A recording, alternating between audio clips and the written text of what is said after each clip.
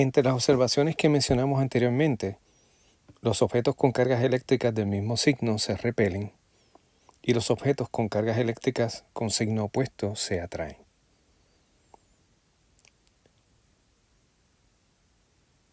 El científico Charles Coulomb encontró experimentalmente, ¿verdad?, la naturaleza o estudió la naturaleza de esta fuerza que se le conoce como la fuerza eléctrica entre cargas fijas, ¿verdad?, entre cargas que no se mueven, o también se le llama la fuerza electrostática.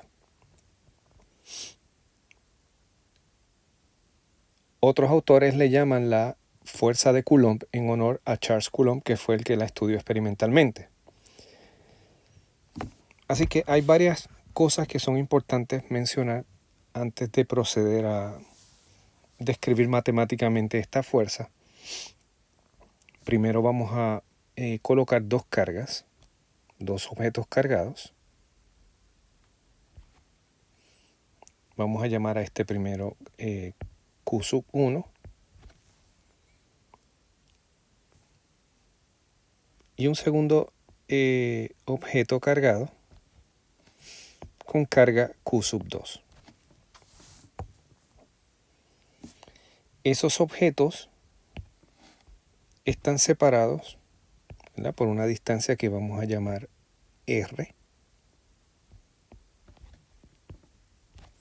R es la separación entre los objetos o la distancia entre ellos. Y la fuerza entonces depende de esos tres parámetros.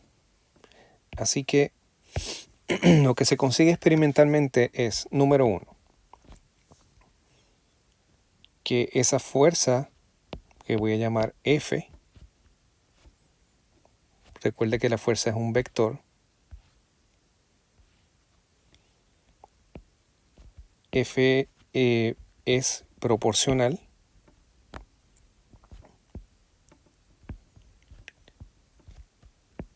a las magnitudes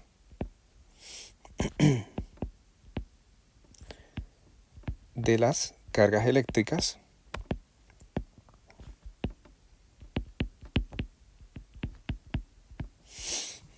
o sea que F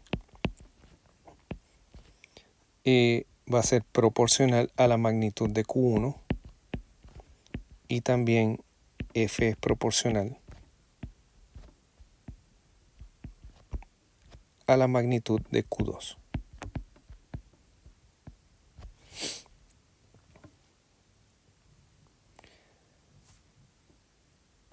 El segundo punto sería que F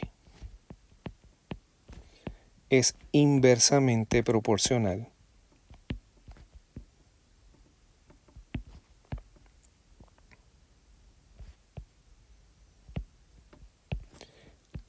al cuadrado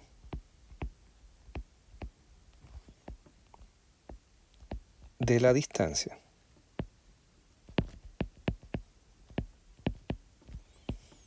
entre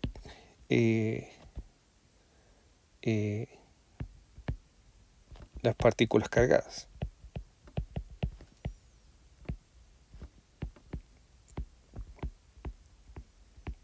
Debo mencionar que estamos utilizando un modelo donde los objetos se consideran puntuales, o sea que son partículas con carga eléctrica. Tercer punto, que F actúa a lo largo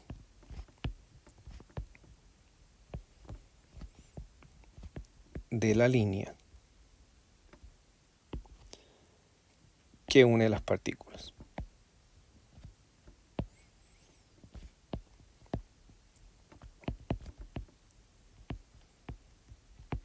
O sea, si dibujamos una línea que pase por los centros de las partículas, que pase por las partículas, yo la voy a dibujar aquí primero. Y vamos a colocarla pasando, ¿verdad?, por los centros de las partículas en este caso. Para efectos de un problema concreto, yo voy a asumir que la carga Q1 o la partícula con carga Q1 es positiva y que la partícula que tiene carga 2 es negativa. Por lo tanto, signos opuestos implica que la fuerza es atractiva. Así que si miramos la partícula número 1, si la fuerza es atractiva, la fuerza es hacia la partícula número 2 y es a lo largo de la línea que las une, o sea, a lo largo de esta línea que dibujamos aquí en color verde. Por lo tanto, la fuerza que la partícula 1 experimenta por la partícula 2 tendría esta dirección, en este caso, hacia la derecha. Yo la voy a llamar de esta manera, F12. Más adelante vamos a explicar esa notación. Si ahora observo la partícula número 2, la partícula número 2 también experimenta una fuerza y la experimenta hacia la partícula 1. Por lo tanto, en este caso va hacia la izquierda. Y le vamos a llamar F21. Así que ambas partículas experimentan la fuerza. Es importante dibujar esta línea que yo le llamo la línea guía para uno entonces determinar, o dibujar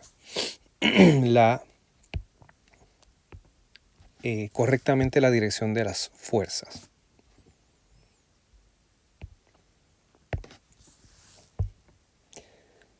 Bien, con esa información podemos entonces establecer la ecuación matemática que nos va a describir esta fuerza. Esa ecuación matemática es llamada la ley de Coulomb. Lo que nos dice es lo siguiente, que la fuerza 1, 2, o sea, la fuerza que experimenta la partícula 1 porque la 2 está presente, va a ser igual a una constante que le vamos a llamar K por el valor absoluto de la carga Q1, que es la carga del objeto 1, por el valor absoluto de la carga del objeto 2, que hemos llamado Q2, y eso dividido entre la distancia que separa las cargas al cuadrado. Así que es una fuerza tipo inverso cuadrado. En este caso, ya hemos mencionado que es Q1, Q2 y R. Nos faltaría hablar un poquito sobre K. Y K se le conoce como la constante de Coulomb.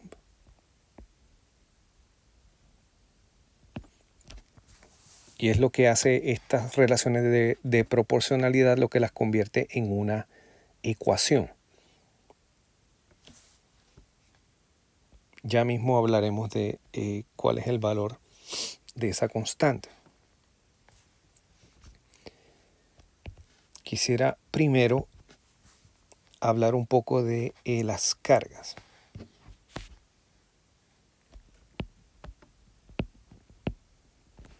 Que en este caso tenemos Q1 y Q2.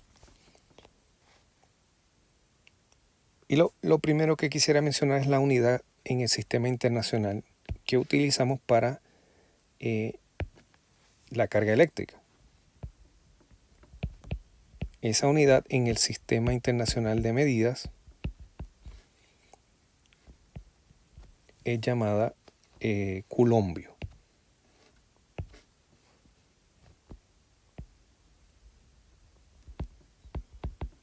Y usamos la letra C mayúscula para Coulomb. Y un coulombio se define de la siguiente manera. Un coulombio es igual a 6.25 por 10 a la 18 veces la carga fundamental E. Así que esta sería la unidad Y para tener, vamos a recordar que esta E es lo que hemos llamado la carga fundamental, que es la carga más pequeña que vemos en la naturaleza. Para tener una idea de qué es esto del culombio, vamos a suponer que tenemos en un espacio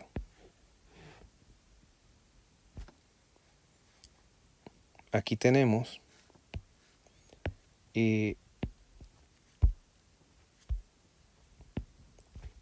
un grupo de protones. Yo voy a dibujar algunos, pero vamos a suponer que tenemos esa cantidad. 6.25 por 10 a la 18 protones en este lugar.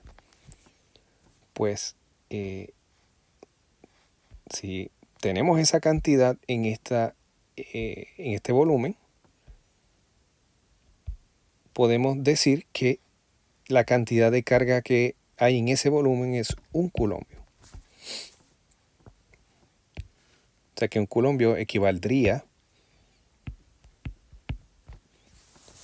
a tener 6.25 por 10 a la 18 protones, ¿verdad?, en ese lugar.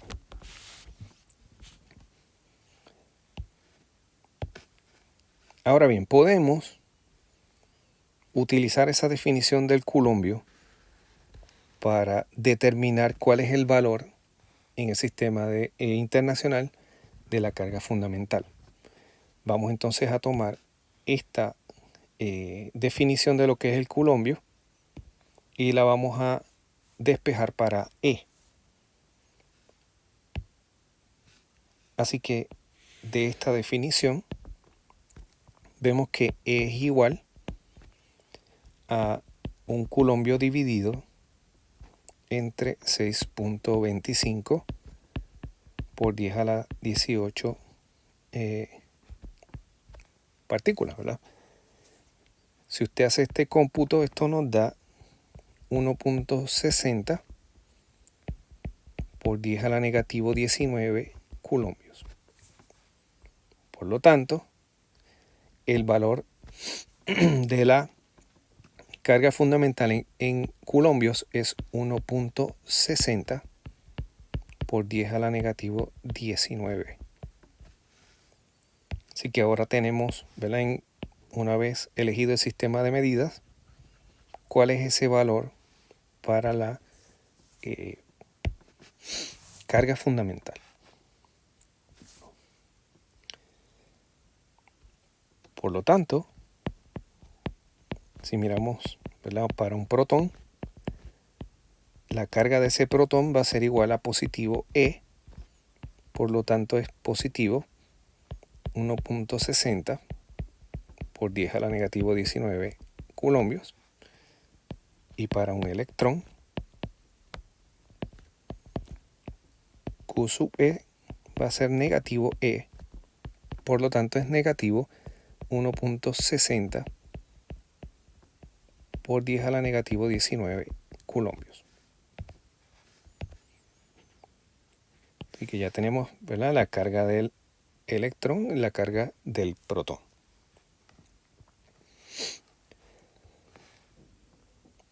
Bien, si regresamos a hablar un poco de la carga fundamental, de la constante de Coulomb, el valor que tiene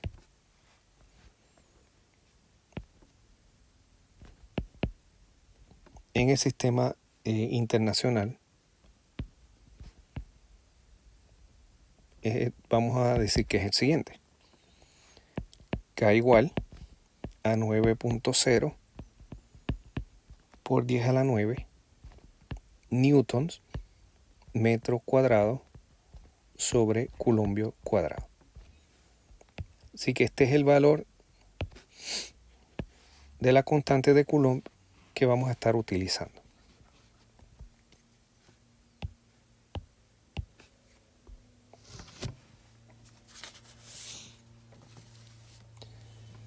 Por razones históricas, esta constante también se ha escrito de la siguiente manera. K es igual a 1 sobre 4pi epsilon 0, donde epsilon 0 es llamado la permitividad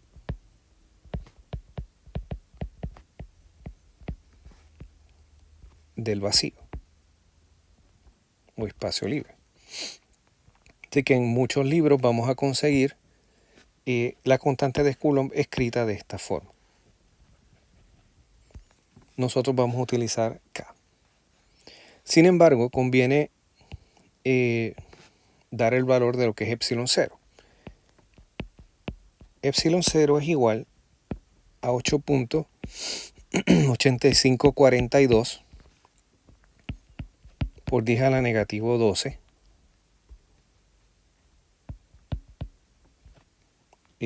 coulombios cuadrados sobre newton metro cuadrado. Y en cierto sentido, epsilon 0 es la cantidad que controla la intensidad, cuán fuerte es la fuerza eléctrica.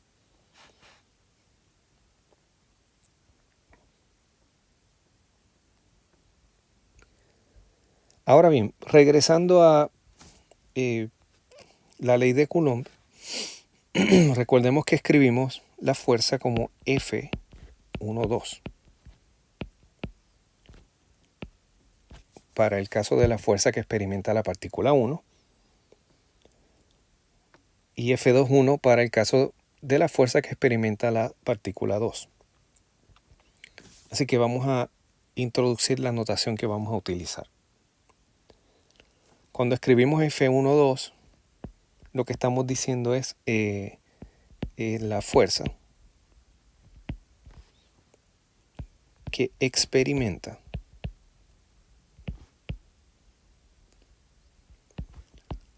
la partícula número 1 debido a la número 2. O sea que el primer numerito me indica quién siente la partícula y el segundo numerito me indica debido a quién es que esa primera partícula siente la fuerza.